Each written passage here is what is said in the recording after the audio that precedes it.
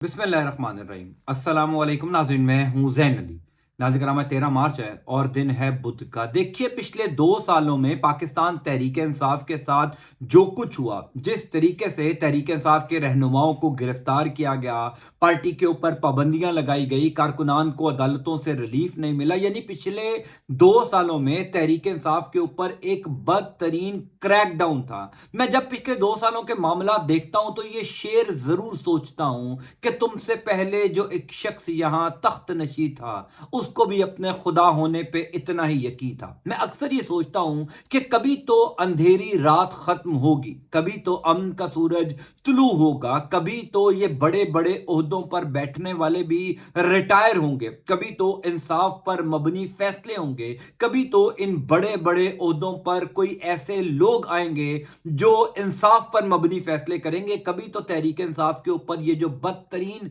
Crackdown जारी है ये खत्म होगा। आज 13 मार्च है, बुध का दिन है। तकरीबन 7 माह बाद सुप्रीम कोर्ट ऑफ पाकिस्तान से तहरीक इंसाफ के लिए पहली बड़ी खुशखबरी आ गई है। क्या पाकिस्तान तहरीक इंसाफ को उनका छीना गया मैंडेट, यानी तकरीबन 70 सीटें जो जाली मैंडेट नून लीग को दिलवाया गया, क्या वो तहरीक इंसाफ को वापस मिलने जा रहा है? क्या पाकिस्तान तहरीक इंसाफ के वो तमाम तर गिरफ्तार रहनुमा जो पिछले तकरीबन 10 माह से गिरफ्तार हैं उनकी रिहाई होने जा रही है? सबसे इंपॉर्टेंट बात यह कि जो इस टाइम एक क्रैकडाउन तहरीक इंसाफ के ऊपर है, क्या उस क्रैकडाउन में भी नरमी आने जा रही है? इस हवाले से आज सुप्रीम कोर्ट ऑफ पाकिस्तान में बड़ी इंपॉर्टेंट डेवलपमेंट हुई है। तफसीलात से मैं आपको आगाह कर देता हूं। देखिए, जब से चीफ जस्टिस काजी फायज ईसा ने मनसब संभाला है, यानी तकरीबन 7 माह पहले chief justice Qazi फायज Isa chief justice of Pakistan बने, उनके चीफ जस्टिस बनने के बाद से लेकर अब तक सुप्रीम कोर्ट ऑफ पाकिस्तान से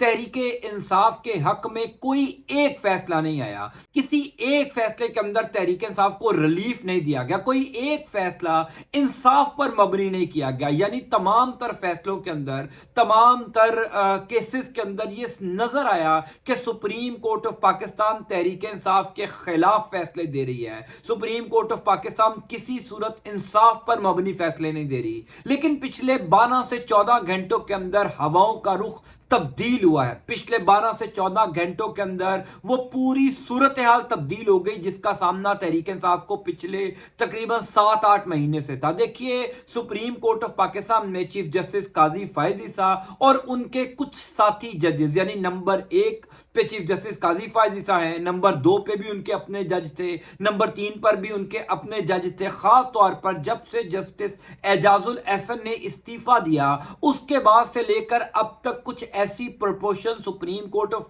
पाकिस्तान में बन गई थी, साफ नजर आ रहा था कि तहरीक इंसाफ को अब सुप्रीम कोर्ट से रिलीफ नहीं मिलना। हमने देखा कि सुप्रीम कोर्ट ऑफ पाकिस्तान में जब तहरीक इंसाफ के बल्ले के इंतखाबी निशान वाला मामला गया, हालांकि पिशावर हाई कोर्ट 3 दफा तहरीक इंसाफ को उनका इंतखाबी निशान वापस दे चुका था, लेकिन उसके बावजूद सुप्रीम कोर्ट ऑफ पाकिस्तान में एक मनपसंद बेंच बना। काजी फायज ईसा ने अपनी मर्जी से अपने 2 साथी जजेस को साथ बिठाया, जस्टिस मुसर्रत हलाली साहिबा, जस्टिस मोहम्मद अली मजहर साहब, और जिस तरीके से तहरीक इंसाफ से उनका इंतखाबी निशान छीना पूरी कौम ने देख लिया। फिर तहरीक इंसाफ दरखास्त लेकर गई कि हमें लेवल प्लेइंग फील्ड दी जाए। यही तीनों बेंच मेंबरान फिर बैठे, फिर उन्होंने जिस तरीके से तहरीक इंसाफ की इस पिटीशन के साथ सलूक किया वो भी हमने देख लिया। क्योंकि मामलात ये थे, आपको याद होगा प्रैक्टिस एंड प्रोसीजर बिल जो नून लीग ने कानून पास किया था, वो जो 16 माह की बदतरीन हुकूमत थी नून लीग की, उस 16 माह की बदतरीन हुकूमत में जो अपनी मर्जी की कानून साजियां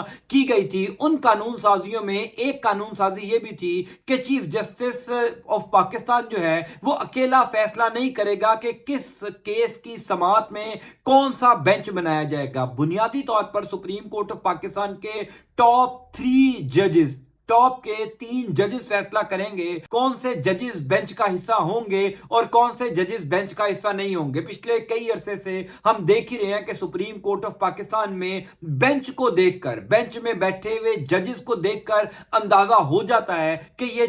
जजेस फैसला क्या देंगे, ये बेंच क्या फैसला देगा। इसी तरीके से काजी फायज ईसा का जब दौर शुरू हुआ तो सबको पता चलने लग गया कि अब मनपसंद जजेस बैठेंगे और मनपसंद फैसले होंगे, लेकिन اب ایسا نہیں ہوگا، اب ساری صورتحال تبدیل ہو گئی ہے۔ 10 مارچ کو یعنی آج 13 مارچ ہے، 3 دن پہلے سپریم کورٹ آف پاکستان میں ایک بہت بڑی تبدیلی آ چکی ہے۔ سردار طارق مسعود صاحب، یعنی وہ سردار طارق مسعود جن کا پورا دور جو ہے جب سے انہوں نے سپریم کورٹ آف پاکستان کے جج کے طور پر کام شروع کیا اور 10 مارچ 2024 تک، یعنی ان کا پورا دور عدالتی نظام، عدالتی تاریخ، خود عدلیہ کے ماتھے پر کلنک ہے، شرمندگی کا باعث ہے۔ جس قسم کے فیصلے سردار طارق مسعود صاحب نے دیے، جس قسم کی زیادتیاں تحریک انصاف کے ساتھ کی، جس قسم کا انصاف کا قتل سردار طارق مسعود صاحب نے کیا، یہ وہی سردار طارق مسعود صاحب ہیں جن کے پاس جو بھی تحریک انصاف کی درخواست گئی، تحریک انصاف کو اس کیس میں ریلیف نہیں ملا، خواہ وہ ایگزیکٹوز کے تھرو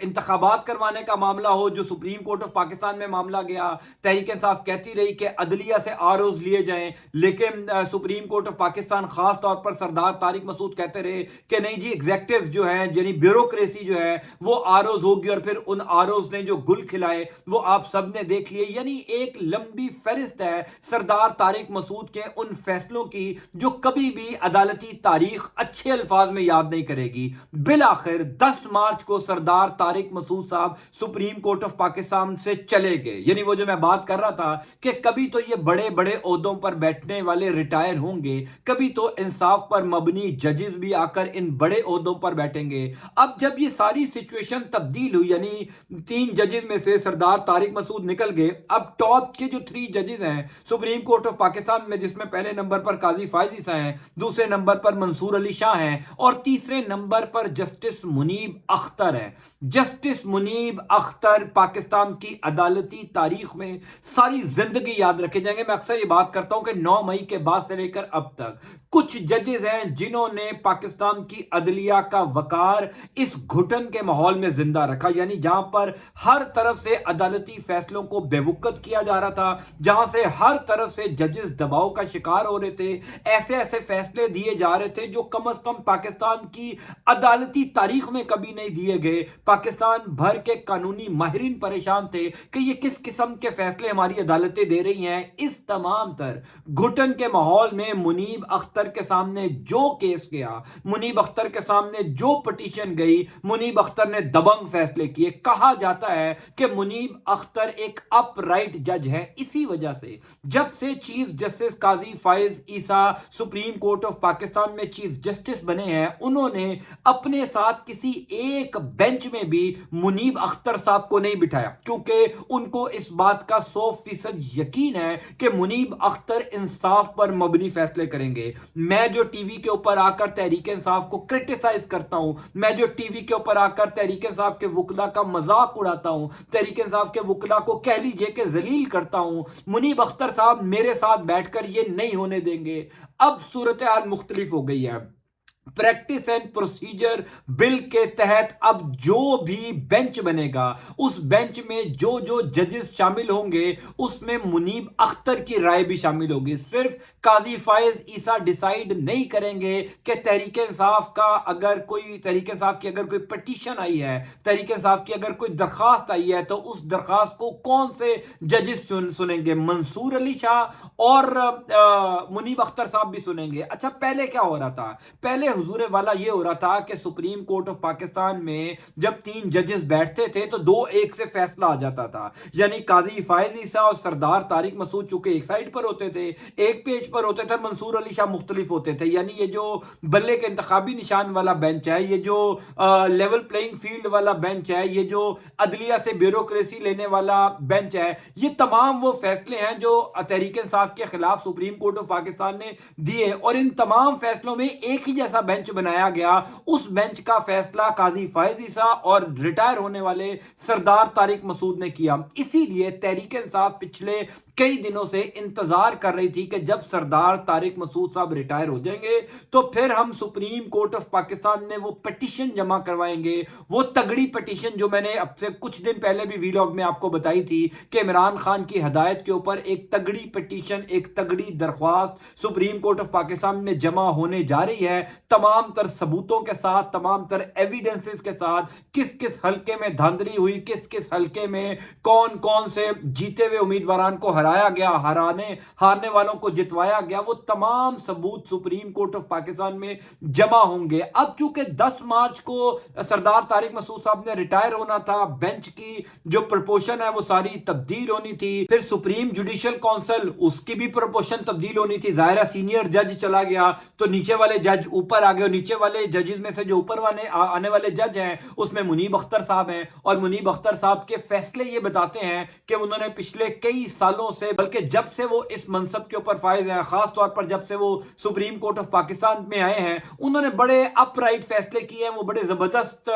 فیصلوں کی وجہ سے مقبول ہے۔ اسی لیے اب سے کچھ دیر پہلے سپریم کورٹ آف پاکستان نے میری اطلاع کے مطابق تحریک انصاف نے یہ درخواست جمع کروا دی ہے کہ 8 فروری والے دن تحریک انصاف کا مینڈیٹ چھینا گیا، کون کون سے ثبوت، کون کون سے ایویڈنسز، ویڈیو ایویڈنسز، پکچرز، وہ تمام چیزیں فارم 45 سمیت سپریم کورٹ آف پاکستان میں جمع کروا دی گئی ہے۔ اب انٹرسٹنگ بات یہ ہے کہ قاضی فائز عیسیٰ کی خواہش تو یہی ہوگی کہ اس درخواست کو بھی میری مرضی کا بینچ سنے، لیکن اب قاضی فائز عیسیٰ صاحب کی مرضی کا بینچ اس تحریک انصاف کی درخواست کو نہیں سن سکتا ہے۔ اسی وجہ سے تحریک انصاف کے لوگ پر امید ہیں، اسی وجہ سے تحریک انصاف کے لوگوں کو یقین ہے کہ اب سپریم کورٹ آف پاکستان سے ہمارے لیے اچھی خبریں آئیں گی، کیونکہ منصور علی شاہ اور منیب اختر جو اس 3 رکنی ڈیسیژن میکنگ کمیٹی کے اندر شامل ہوں گے، جو ڈیسائیڈ کرے گی کہ تحریک انصاف کی یہ پٹیشن کون سنے گی۔ اگر 2-1 سے فیصلہ آ جاتا ہے، کیونکہ سپریم کورٹ آف پاکستان میں ابھی بھی کچھ ایسے ججز ہیں جن کو قاضی فائز عیسیٰ کسی صورت تحریک انصاف کی کوئی درخواست سننے نہیں دیں گے، جس میں جسٹس عائشہ ملک صاحبہ ہیں، جس میں جسٹس اطہر من اللہ، وہی جسٹس اطہر من اللہ جنہوں نے جب قاضی فائز عیسیٰ عید پر چھٹیوں پر گئے تھے تو سپریم کورٹ آف پاکستان کے جسٹس اطہر من اللہ نے سائفر کیس میں عمران خان کی ضمانت منظور کر دی تھی، لیکن اس کے بعد جسٹس اطہر من اللہ کو کسی کیس میں نہیں بٹھایا گیا، کسی بینچ میں نہیں بٹھایا گیا۔ اسی طریقے سے جسٹس منیب اختر ہیں، اسی طریقے سے اور کچھ ججز ہیں جن کے بارے میں کرسٹل کلیئر ہے کہ اگر یہ کسی بینچ کا حصہ بنیں گے تو انصاف پر مبنی فیصلہ ہوگا۔ لیکن اب چونکہ یہ پرپوشن تبدیل ہو گئی ہے، قاضی فائز عیسیٰ صاحب چاہ کر بھی ان ججز کو تحریک انصاف کی درخواستوں سے دور نہیں رکھ سکتے، ان کو بینچ سے دور نہیں رکھ سکتے، ان کو بینچ کا حصہ بنانا پڑے گا۔ اسی وجہ سے شہر اقتدار میں یہ خبریں گردش کر رہی ہیں کہ جناب والا یہ جو بڑے بڑے عہدوں پر بیٹھنے والے ججز تھے، ان کے ریٹائر ہوتے ہی اب صورتحال تبدیل ہو گئی ہے۔ میں بس آپ کو ایک ہی بات کہوں گا کہ جب آپ پچھلے 2-2.5 سال میں جو کچھ تحریک انصاف کے ساتھ ہوا، جتنا بھی کریک ڈاؤن ہوا، جب آپ ان معاملات کو دیکھیں تو یہ شعر ضرور یاد کریں کہ تم سے پہلے بھی جو ایک شخص یہاں تخت نشین تھا، اس کو بھی اپنے خدا ہونے پر اتنا ہی یقین تھا۔ لگتا یہ ہے، بظاہر یہ لگ رہا ہے کہ سپریم کورٹ آف پاکستان میں سردار طارق مسعود کے جانے کے بعد کم از کم سپریم کورٹ آف پاکستان کی حد تک امن کا سورج ضرور طلوع ہو چکا ہے۔ آئندہ آنے والے کچھ دنوں کے اندر یہ ثابت ہو جائے گا جسٹس منصور علی شاہ کے کنڈکٹ سے کہ وہ قاضی فائز عیسیٰ کے ساتھ کھڑے ہوتے ہیں یا وہ انصاف اور آئین اور قانون اور پاکستانی عوام کے جذبات کے ساتھ کھڑے ہوتے ہیں۔ میں آپ کو اس حوالے سے انشاءاللہ تعالیٰ اپڈیٹ کرتا جاؤں گا۔ اللہ تعالیٰ آپ کا، آپ کے اہل خانہ کا حامی و ناصر ہو۔ اللہ حافظ۔